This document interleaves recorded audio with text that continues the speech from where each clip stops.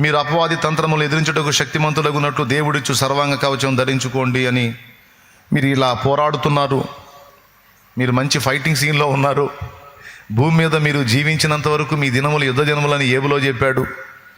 కాబట్టి మీరంతా పోరాటంలో ఉన్నారు, ఫైటింగ్ సీన్లో ఉన్నారు కనుక మరి మీరు పోరాడేది శరీరులతో కాదు, కంటికి కనబడుతున్న వ్యక్తులని మీరు అనుకుంటున్నారు. కానీ వ్యక్తుల వెనక వ్యక్తుల్ని ఆడించి మిమ్మల్ని వేధిస్తున్న దయ్యాలు మీకు తెలియదు. మిమ్మల్ని ఇబ్బంది పెడుతున్నటువంటి మనుషులు స్త్రీ రూపంలోనో, పురుషుడి రూపంలోనో, పిల్లల రూపంలోనో, భర్త రూపంలోనో, భార్య రూపంలోనో, ప్రేయసీ ప్రియుల రూపంలోనో, ఏమండి శత్రువుల రూపంలోనో, అప్పులు ఇచ్చిన వాళ్ళ రూపంలోనో, అప్పులు తీసుకొని ఎగ్గొట్టిన వాళ్ళ రూపంలోనో, నిందలు ప్రచారం చేసేవాళ్ళ రూపంలోనో, మీ మీద చిలువలు పలువులు చేసి దుర్వార్తలు వ్యాపింపజేసే వాళ్ళ రూపంలోనో, మిమ్మల్ని నమ్మించి మోసగించిన వాళ్ళ రూపంలోనో, స్నేహితుల రూపంలోనో, బంధువుల రూపంలోనో, శ్రేయోభిలాషుల రూపంలోనో, ఏదో ఒక రూపంలో మనం పీడించబడతా ఉన్నాం మనుషుల చేత. కానీ మనుషుల్ని మనల్ని వేధిస్తూ, ఇబ్బంది పెడుతూ, అభ్యంతరపరుస్తూ, కష్టం కలిగిస్తున్నటువంటి మనుషుల్నే మనం చూస్తున్నాం. కానీ ఆ మనుషులు మనల్ని ఇబ్బంది పెట్టడానికి, అలా తయారవ్వడానికి హేతు అయినటువంటి ఈ అపవిత్రాత్మలను, ఈ దురాత్మలను, ఈ దయ్యపు శక్తులను మనం చూడం. ఎందుకంటే అవి మన కంటికి కనబడం. కాబట్టి పౌలు కింద చెప్తున్నాడు, ఏమని చెప్తున్నాడు? మనం పోరాడున్నది శరీరులతో కాదు, ప్రధానులతోనూ, అధికారులతోనూ, ప్రస్తుత అంధకార సంబంధులకు లోకనాథులతోనూ, ఆకాశ మండలమందున దురాత్మల సమూహములతోనూ మనం పోరాడుతున్నాం. ప్రార్థనకు పోయి ప్రార్థన చేయకుండా నిద్రమత్తులోకి వెళ్ళినందుకు దానికి ఎంత ప్లేస్ వచ్చిందో చూడండి. నీళ్లు తాగుదామని పోయినోడిని దోసినట్టు అయింది ఆ కొంచెం సందుకే. అంటే మన చుట్టూ గట్టు కట్టి ముట్టడి వేసి దేవుని పిల్లలం, దేవుని సంబంధులం, దేవుని యందు భయభక్తులు నిలిపిన మనల్ని ఏ విధంగానైనా మట్టి గరిపించాలని నిరంతరం దురాత్మలు పరోక్షంగా మనల్ని ఫాలో అవుతూ ఉన్నాయి. మన శత్రువులు మనకంటే బలవంతులు. మనమన్నా నిద్రపోతాం, కానీ రాత్రి పగలు అవి నిద్రపోవు. దయ్యాలు నిద్రపోయినట్టు బైబిల్లో ఎక్కడన్నా ఉందా? ఉంటే చెప్పండి. దయ్యాలు నిరాశపడ్డట్టు ఉండదు, నిద్రపోయినట్టు ఉండదు, దయ్యాలు కొట్టుకున్నట్టు ఉండదు. వాటికి ఎంత ఐక్యత అంటే ఒకడిలో 2000 దయ్యాలు ఉన్నాయి. వాటి యూనిటీ చూడండి. మనలో ప్రేమ లేకుండా చేసి అవి ఎంతో ప్రేమ, ఐక్యత కలిగి ఉంటాయి. మన కుటుంబాల్లో, మనలో, మన సహోదరుల్లో ఐక్యత, ప్రేమ లేకుండా చేసి అవి మాత్రం చాలా యూనిటీగా ఉంటాయి. అది వాటి కుట్ర. బైబిలే చెప్పిన సత్యం ఇది. ఇవి మన కంటికి కనబడవు, నిరంతరం మనల్ని వేటాడటానికి మనల్ని ఫాలో అవుతూ ఉంటాయి. ఈ మాట బైబిల్లో పేతురు రాసిన పత్రిక, మొదటి పత్రిక 5వ అధ్యాయం 8వ వచనంలో పేతురు మహనీయుడు పరిశుద్ధాత్మ ప్రేరణలో పలికాడు, నిబ్బరమైన బుద్ధి గలవారై మెలకువగా ఉండుడి. భయము లేని బుద్ధి గలవారై మెలకువగా అయితే ఉండండి. భయపడకండి, కానీ కొంచెం చురుగ్గా ఉండండి, మెలకువగా ఉండండి. ఎందుకనగా మీ విరోధి అయిన అపవాది గర్జించు సింహం వల్ల ఎవరిని మృంగుదునా అని వెదకుచూ తిరుగుచున్నాడు. ఈ మాటకు అర్థమేంటి? దయ్యాల రాజు అయినటువంటి సాతానే మనందరినీ అబ్జర్వ్ చేస్తున్నాడు. వాడిది పెద్ద నెట్వర్క్. వాడే మనల్ని వెతుకుతున్నాడంటే ఇక ఎన్నెన్ని దురాత్మలు మనల్ని వెంటాడుతుంటాయో మనం గమనించవచ్చు. ఇలాంటి పరిస్థితులు మనకు ఉంటాయి కనుకనే దేవుడు తన కాపుదలని తన భక్తులకు ఇచ్చాడు. బైబిల్ గ్రంథంలో దేవుడు తన దూతల ద్వారా తన భక్తుల్ని కాచుకుంటాడు అని అనేక వచనాలు రాయించాడు. అవి మీ గతంలో చూయించాను. కీర్తనల గ్రంథం 34వ కీర్తన 7వ వచనం. కీర్తనల గ్రంథం 34వ కీర్తన 7వ వచనం, యెహోవా యందు భయభక్తులు గలవారి చుట్టూ ఆయన దూత కావలి ఉండి వారిని రక్షించును అనుంది. యెహోవా యందు భయభక్తులు గలవారి చుట్టూ దూత ఎందుకు కావలి ఉండాలి? వాళ్ళ చుట్టే ఎందుకు ఉండాలి? మనుషులందరూ చుట్టూ ఉండొచ్చుగా? జస్ట్ చిన్న ప్రశ్న. యెహోవా యందు భయభక్తులు గలవారి చుట్టూనే ఎందుకు ఉండాలి? మనుషులందరి చుట్టూ ఉండొచ్చు కదా. మిగిలిన మనుషులు సాతాను గుప్పెట్లో ఉన్నారు. మరి వాడి గుప్పెట్లోంచి ఎవరు తప్పించుకున్నారంటే, ఎవరు యేసునందు విశ్వాసం ఉంచారో, యెహోవా యందు భయభక్తులు ఉంచారో వాళ్ళు సాతానుకు విరోధులు. శత్రువైన సాతాను వాడికి విరోధంగా ఉన్న వాళ్ళ మీద కక్షబూని నిరంతరం వాళ్ళని డ్యామేజ్ చేయడానికి చూస్తాడు. సాతానుకు శత్రువులైన వాళ్ళు దేవునికి ఏమవుతారు? కుమారులు, కుమార్తెలు. అర్థమైందా? దేవునికి విరోధులైన వాళ్ళు సాతానుకు మిత్రులు అవుతారు. అర్థమైందా? దేవునికి స్నేహితులైన వాళ్ళు సాతానుకు శత్రువులు అవుతారు. ఈ లోకముతో అయినా సైతానుతో అయినా స్నేహం చేసేవాడు దేవునికి శత్రువు అవుతాడు. యాకోబు రాసిన పత్రిక 1:4. యాకోబు రాసిన పత్రిక 4:4 చూడండి. అక్కడ వ్యభిచారులారా, ఈ లోక స్నేహము దేవునితో వైరమని మీరు ఎరుగరా? వైరము అంటే శత్రుత్వం. కాబట్టి ఎవడు ఈ లోకముతో స్నేహము చేయగోరునో వాడు దేవునికి శత్రువగును. మనం ఏం చేశామంటే లోకాన్ని విసర్జించాం. నాకు లోకమొద్దు, నాకు దేవుడు కావాలి అని కోరుకున్నాం. నాకు పాపమొద్దు, పాపిష్టి బతుకొద్దు, నాకు దేవుడు కావాలని కోరుకున్నాం. దేవుడితో జీవితం కావాలని కోరుకున్నాం. అందుకే మారు మనసు పొంది నమ్మి బాప్తిస్మం పొంది దేవుని పిల్లలమయ్యాం.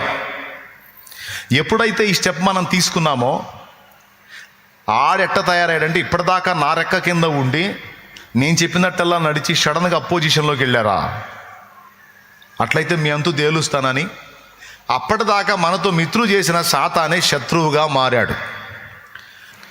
సాతానుతో మనం మిత్రులం అయ్యామంటే దేవునికి శత్రువులం అవుతాం. అబ్బాయి ఏమవుతాం?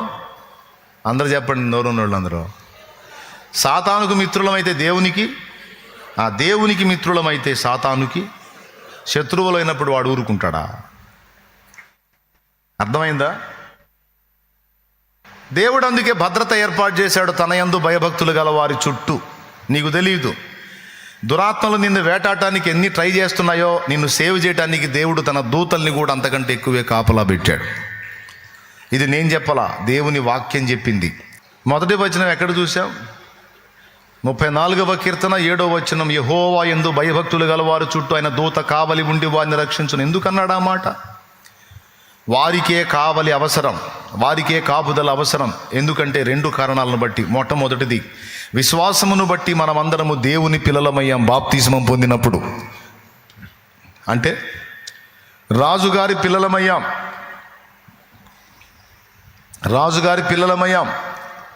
కాబట్టి ఇప్పుడు రాజు శత్రువులందరూ మనకు కూడా ఏమవుతారు? శత్రువులు అయిపోతారు. రాజును చంపాలనుకున్నోళ్ళు, రాజు మీద దాడి చేయాలనుకున్నోళ్ళు ఇప్పుడు నెక్స్ట్ ఎవరిని టార్గెట్ చేస్తారు? రాజు పిల్లల్ని, అంటే మనల్ని. కాబట్టి ఇప్పుడు రాజు ఏం చేయాలో మనకి సెక్యూరిటీ పెట్టాలి. అందుకే పెట్టాడు ఆయన. మన మీద అటాక్ చేసేది పడద్రోయబడిన దేవదూతలు, మనల్ని ప్రొటెక్ట్ చేసేది దేవుని సన్నిధిని ఉన్న దూతలు. అవసరమైతే సీన్లోకి దేవుడు కూడా వస్తాడు. అది కూడా గుర్తుపెట్టుకోండి. అవసరమైతే సీన్లోకి దేవుడు కూడా వస్తాడు.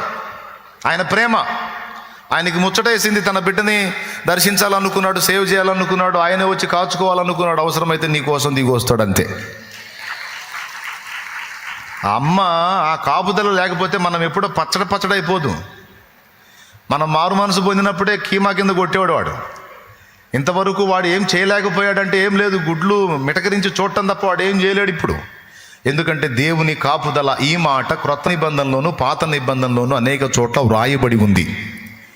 కీర్తనల గ్రంథం 91వ కీర్తన 11వ వచనంలో, ఆయన నిన్ను గూర్చి తన దూతలకు ఆజ్ఞాపించును, నీ పాదములకు రాయి అయినా తగలకుండా వారు నిన్ను తమ చేతుల మీద ఎత్తి పట్టుకుందురు అని దూతలను గురించి మాట్లాడాడు. 2 అది అలా ఉంటుంది. మనకు కనబడకుండా అంత ప్రొటెక్షన్ మనకు ఉంటుంది. చూడండి, జస్ట్ ఆ ఫోటో చూడండి, ఎగ్జాంపుల్గా చూపిస్తున్నాడు. అట్లా అలాంటి కాపుదల్లో మనం బతుకుతున్నాం. లేకపోతే మన మ్యారేజ్ ఎప్పుడు అయిపోను, పెళ్ళి గ్రాండ్ మ్యారేజ్ అయిపోను ఎప్పుడో. స్తోత్రం. హెబ్రీ పత్రిక 1వ అధ్యాయము 14వ వచనం మీరు కానీ చూడగలిగితే దేవదూతలను గురించి ఇలా అన్నాడు, రక్షణయను స్వాస్థ్యము పొందబోవు మన అందరికీ వారు పరిచారకులు అన్నాడు. వీరందరూ రక్షణయను స్వాస్థ్యము పొందబోవు వారికి పరిచారము చేయుటకై పంపబడిన సేవకులైన ఆత్మలు కారా? దేవదూతల పరిచారం మనకెందుకు? దేవదూతల పరిచర్య మనకెందుకు? దేవదూతల సెక్యూరిటీ మనకెందుకు? దేవదూతల కాపుదల మనకెందుకు అంటే, మనము ఆయన వారము, మనము ఆయన పిల్లలము, ఆయన యొక్క ఆత్మను పొందాము. అబ్బా తండ్రి అని ఇంత బెరుకు కూడా లేకుండా నాన్న తండ్రి అయ్యా అని ఇంత ఫ్రీగా నువ్వు మాట్లాడుతున్నావు అంటే ఎవరిని బట్టో తెలుసా? నీలోనికి ఆయన ప్రవేశపెట్టిన తన పరిశుద్ధాత్మను బట్టి.